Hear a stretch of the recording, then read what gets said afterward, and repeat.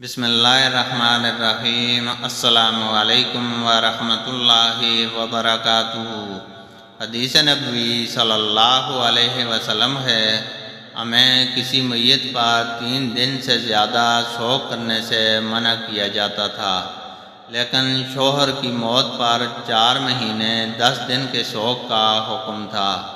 ان دنوں میں ہم نہ سرما لگاتی نہ خوشبو، اور اسب یمن کی بنی ہوئی ایک چادر جو رنگین بھی ہوتی تھی کے علاوہ کوئی رنگین کپڑا ہم استعمال نہیں کرتی تھیں، اور ہمیں عدت کے دنوں میں حیض کے غسل کے بعد پشت اظفار استعمال کرنے کی اجازت تھی، اور ہمیں جنازہ کے پیچھے چلنے سے منع کیا جاتا تھا۔